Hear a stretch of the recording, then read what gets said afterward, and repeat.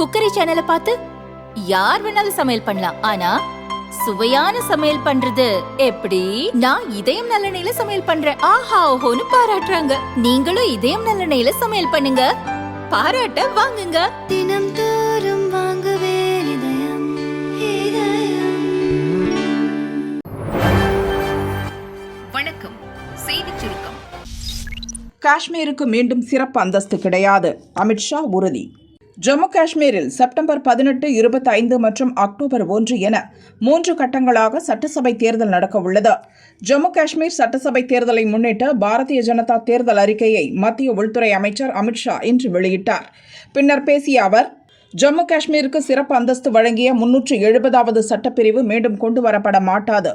அதனை நடக்கவிட மாட்டோம். இந்த சட்டம் இளைஞர்களின் கைகளில் ஆயுதத்தையும் கற்களையும் கொடுத்தது என்றார். ஜம்மு காஷ்மீரில் பாரதிய ஜனதா ஆட்சி அமைத்தால் ஆண்டுதோறும் குடும்பத்தில் உள்ள முதிய பெண்களுக்கு 18,000 ரூபாய் வழங்கப்படும். உஜ்வாலா திட்டத்தின் கீழ் 2 சிலிண்டர் வழங்கப்படும். தேர்தல் முடிவு எப்படி இருந்தாலும் குஜார்களுக்கான இடஒதுக்கீட்டில் கையை வைக்க அனுமதிக்க மாட்டோம். பயங்கரவாதம் முற்றிலும் ஒழிக்கப்படுவதை உறுதி செய்வோம். 3 லட்சம் வேலைவாய்ப்புகள் உருவாக்கப்படும். மாநிலத்தில் பயங்கரவாதிகள் அழித்த கோயிலை மீண்டும் கட்டுவோம். சுற்றுலாவை வளர்க்க பல்வேறு திட்டங்கள் கொண்டு வரப்படும் என்றும் அமித்ஷா கூறினார்.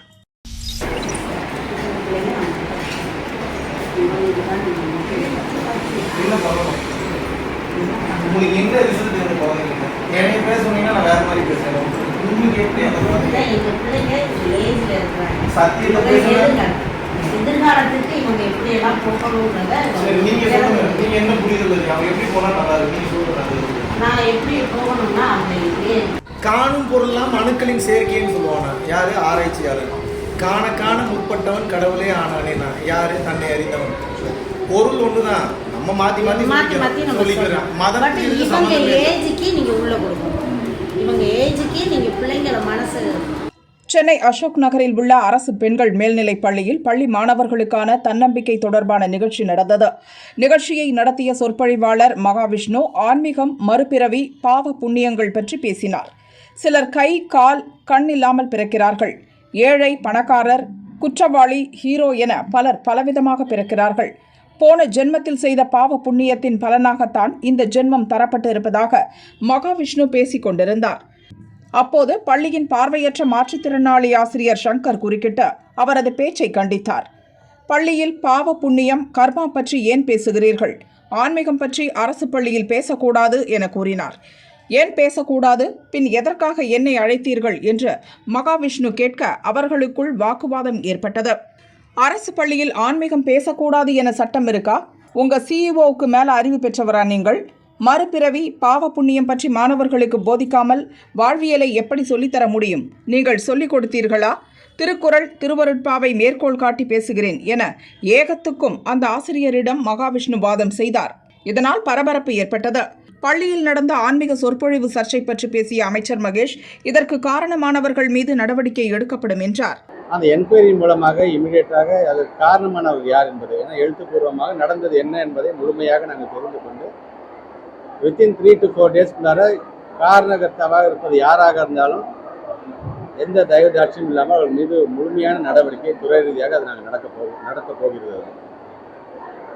அதனால்தான் இன்றைக்கு எந்த இடத்துல எங்களுடைய பிள்ளைகளுக்கு தவறான கருத்துக்கள் பதியப்பட்டிருக்கின்றதோ அதே இடத்தில் நாங்கள் முற்போக்கு சிந்தனையை கொண்டு நம்முடைய ஒரு தலைமை ஆசிரியராக 30 ஆண்டு காலம் பணியாற்றியவரை கொண்டு நம்முடைய பிள்ளைகளுக்கு எது தேவை என்பதை எடுத்து சொல்கின்ற விதமாக இன்றைக்கு கல்வி மட்டுமே சமத்துவம் வளர்ச்சி மிகப்பெரிய ஆயுதம் என்கின்ற அந்த கருத்தை நாங்கள் வைத்திருக்கின்றோம். எங்களை பொறுத்தவரைக்கும் அந்த காணொலியின் மூலமாக பார்த்ததை வைத்துக்கொண்டு கண்டிப்பாக அவர் மீது, அந்த மகாவிஷ்ணு என்று சொல்லக்கூடிய அந்த நபர் மீது கண்டிப்பாக உரிய நடவடிக்கை எடுக்க வேண்டும் என்பதுதான் துறை அமைச்சர். ஏன்னா இது ஏன் ப்ரமிசஸ், ஏன் ஏரியாவுக்கு நீ பேசிட்டு போயிருக்கிறீங்க, என்னோட ஆசிரியரை வந்து நீ அவமானப்படுத்திட்டு போயிருக்கிற, அதனால ஒன்றை நான் அவ்வளோ சீக்கிரம் நான் சும்மா விட மாட்டேன் என்பதை இந்த நேரத்தில் அர்த்த திட்டமாக தெரிவித்துக்கிறேன். வேணாம், அது நிர்வாக ரீதியாக ஆசிரியர் வந்து பேட்டி கொடுக்கக்கூடாது அப்படிங்கிற ஒரு விதி இல்லை. பட் எதுவாக இருந்தாலும் நான் அவருடன் அமர்ந்து பேசும்போது கூட நானும் அவருடன் ஆசிரியர் நீங்கள் துணிஞ்சு பண்ணுங்க, நாங்கள் நிற்கிறோம் ஏன்னு சொன்னோம்.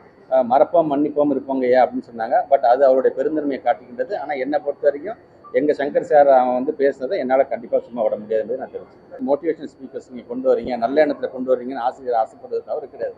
ஆனால் வரவனுடைய பேக்ரவுண்ட் எப்படி இருக்குது, அவன் எந்த மாதிரியான சமூகத்திலேருந்து வருகிறான், அவன் என்ன மாதிரியான அவனோட பேக்ரவுண்ட் இருக்குது, இதுக்கு முன்னாடி அவன் என்ன மாதிரியான உரைகளாம் நிகழ்த்தியிருக்கான்னு நம்ம தெரிஞ்சுட்டு தான் அவன் கூப்பிட்டுருக்கோம். தவறு இவர்கள் மேலே இருக்கின்றது, பள்ளி நிர்வாகத்தின் மேலே இருக்கு. ஆனால் அதற்கு அடிப்படை காரணம் யார், இவருக்கு அந்த தைரியத்தை அந்த அனுமதியை கொடுத்தது யார், அந்த அனுமதியை கொடுத்தவர்கள் யாராக இருந்தாலும் அவங்க மேல் நடவடிக்கை எடுக்கணும். மகாவிஷ்ணுவின் சொற்பொழிவு தொடர்பாக பள்ளி கல்வித்துறை விசாரணை நடத்தி வருகிறது. நிகழ்ச்சிக்கு அனுமதி அளித்த சென்னை அசோக் நகர் அரசு பெண்கள் மேல்நிலைப்பள்ளி தலைமை ஆசிரியை தமிழரசி திருவள்ளூர் கோவில் பதாகை அரசு மேல்நிலைப்பள்ளிக்கு மாற்றப்பட்டார்.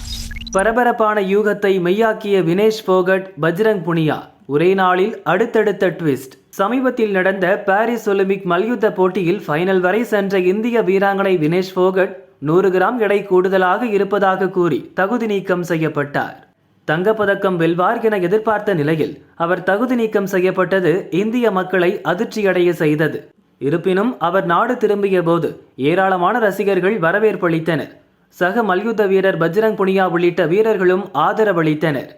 எதிர்வரும் ஹரியானா சட்டசபை தேர்தலில் போட்டியிட வினேஷ் போகட்டை சம்மதிக்க வைக்கும் முயற்சியில் பல்வேறு கட்சியினர் ஈடுபட்டு வருவதாக தகவல் வெளியானது.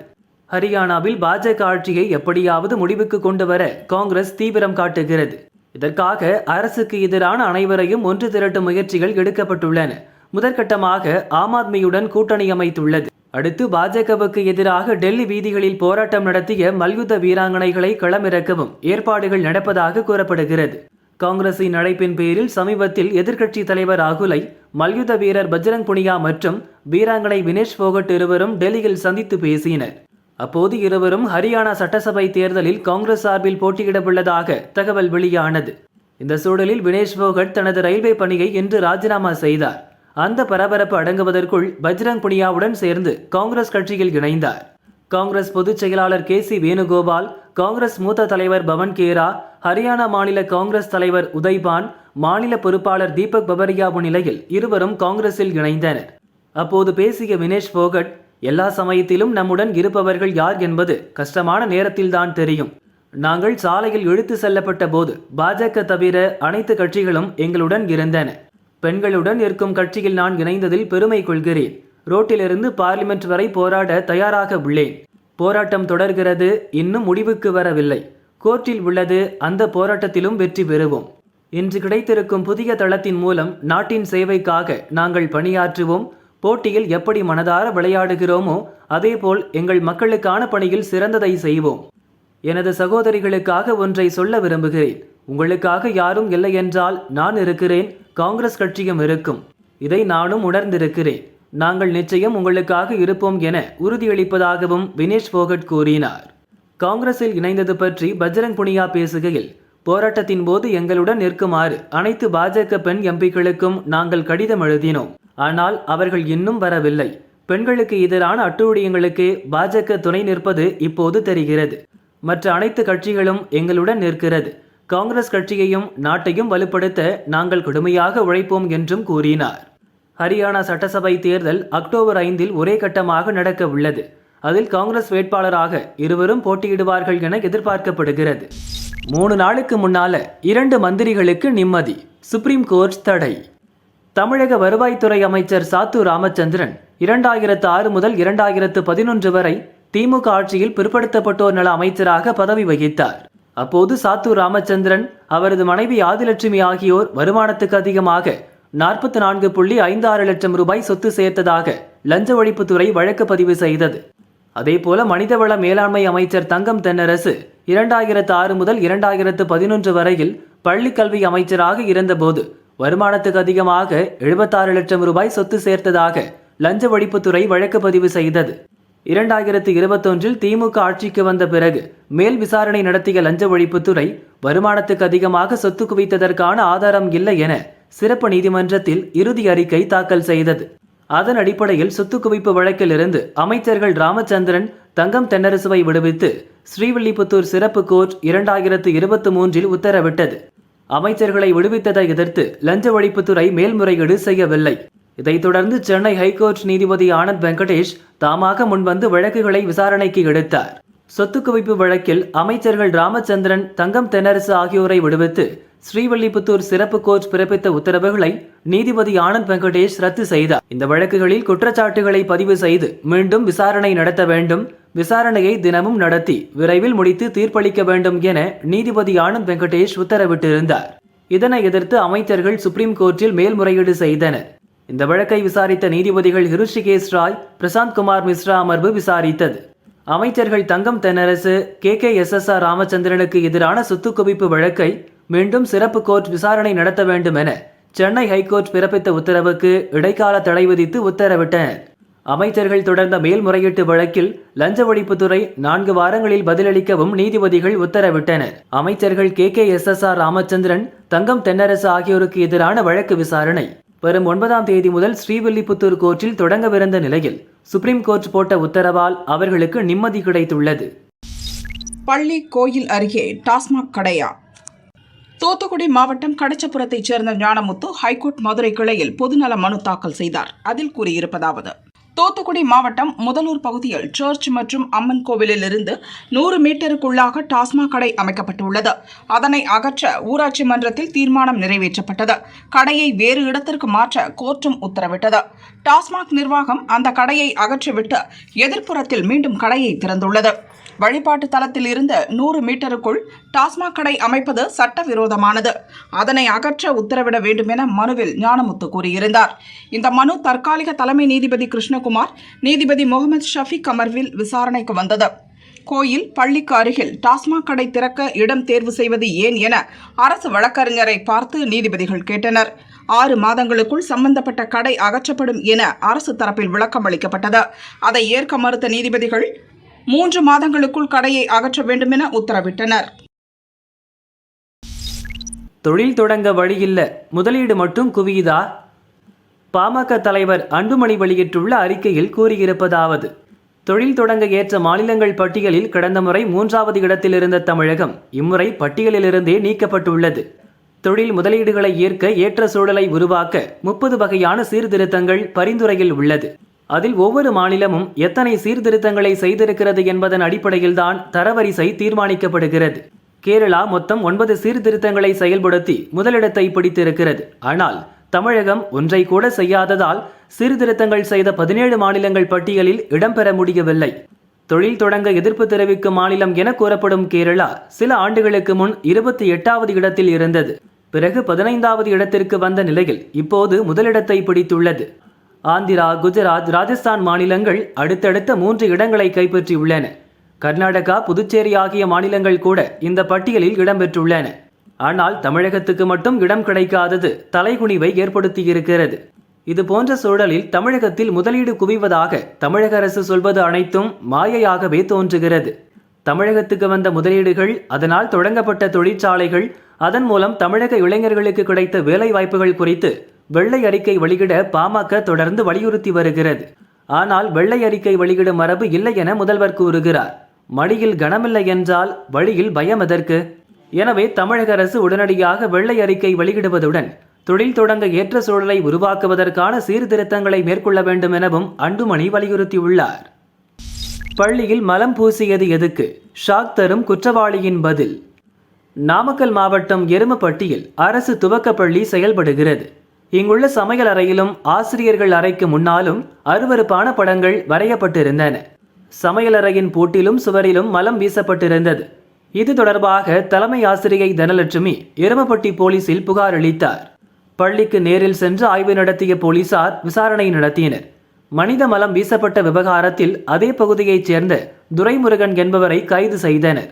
மது அறிந்துவிட்டு போதையில் பள்ளி சுவரில் ஆபாச வார்த்தைகள் எழுதியதை அவர் ஒப்புக்கொண்டார்.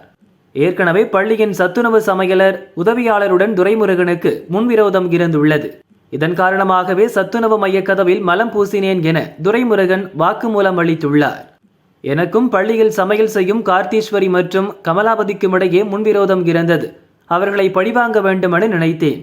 செப்டம்பர் 1 ஞாயிற்றுக்கிழமை காலை 6 மணிக்கு பள்ளியின் காம்பவுண்ட் சுவரேறி குதித்து உள்ளே சென்றேன். மலம் கழித்து அதையடுத்து சமையலறை கதவு மற்றும் பூட்டில் பூசினேன். பள்ளி வளாகத்தில் கிடந்த கலர் பென்சிலை எடுத்து அருகிலுள்ள சுவற்றில் ஆபாசமான வார்த்தை எழுதி படம் வரைந்தேன் என துரைமுருகன் கூறினார். இதையடுத்து போலீசார் அவரை கோர்ட்டில் ஆஜர்படுத்தி சிறையில் அடைத்தனர். இதுபோன்ற அருவருக்கத்தக்க சம்பவங்கள் பள்ளிகள், பொது இடங்களில் நடப்பது தமிழகத்துக்கு புதிதல்ல. ஏற்கனவே திருத்தணி அருகே மத்தூர் அரசு பள்ளி கதவில் மனித கழிவு பூசியது, மேட்டூர் கொளத்தூர் அரசு பள்ளி சமையலறை மீது மனித கழிவு வீசப்பட்ட சம்பவங்களில் இதுவரை எந்த நடவடிக்கையும் எடுக்கப்படவில்லை. புதுக்கோட்டை வேங்கை வயல் குடிநீர் தொட்டியில் மலம் கலந்த சம்பவம் நடந்து 600 நாட்களுக்கு மேலாகியும் குற்றவாளிகள் கைது செய்யப்படவில்லை. இப்படி தொடர்ச்சியாக தமிழகத்தின் பல கிராமங்களில் தீண்டாமை சம்பவங்கள் அரங்கேறி வருகிறது. போலீஸ் மீதான பயம் குற்றவாளிகளுக்கு அறவே இல்லை என்கின்றனர் ஆர்வலர்கள். வடபழனி ஆண்டவர் கோவிலில் விநாயகர் சிலை பெற்ற பக்தர்கள்.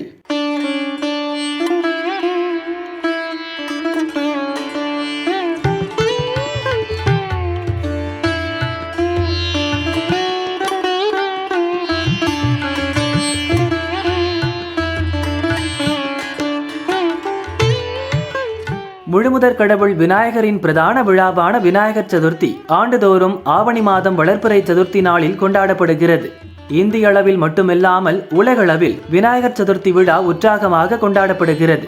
இந்த விழாவை ஆன்மீக சிந்தனையை வளர்க்கும் வகையில் சென்னை வடபழனி ஆண்டவர் கோவில் நிர்வாகம் சார்பில் 2019 முதல் ஒருங்கிணைந்த விழாவாக கொண்டாடப்படுகிறது.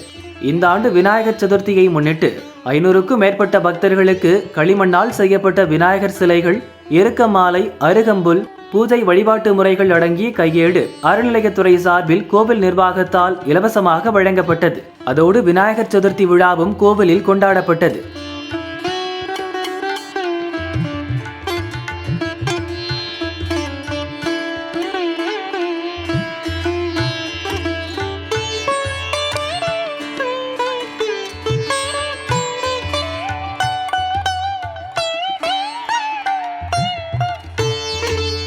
விநாயக பெருமானுக்கு பல்வேறு திரவியங்களால் சிறப்பு அபிஷேகம் நடந்தது. பின் சந்தனக்காப்பு அலங்காரத்தில் அருள்பாலித்த விநாயகரை திரளான பக்தர்கள் தரிசனம் செய்தனர். வீடுகளில் பூஜிக்கப்பட்ட விநாயகர் சிலைகளை மக்கள் கோவிலில் வைத்துள்ள ட்ரம்மில் சேர்க்க அறிவுறுத்தப்பட்டுள்ளது. விநாயகர் சதுர்த்தியிலிருந்து 9வது நாளில் விநாயக பெருமான் வெளியேறும் போது கணேஷ் விஜர்சன் பூஜை செய்யப்படுகிறது. இந்த நாள் அனந்த் சதுர்தசி என்று வருகிறது. அதை கணேஷ் விஜர்சன் தினம் என்கின்றனர். அன்று அனைவரும் இணைந்து வடபழனி ஆண்டவர் கோவில் குளத்தில் விநாயகர் சிலை கரைப்பு நிகழ்ச்சி நடக்கிறது. எகிரும் பதக்க எண்ணிக்கை, அசத்தும் இந்திய வீரர்கள், பரபரக்கும் பாரிஸ் பாராலிம்பிக்ஸ்.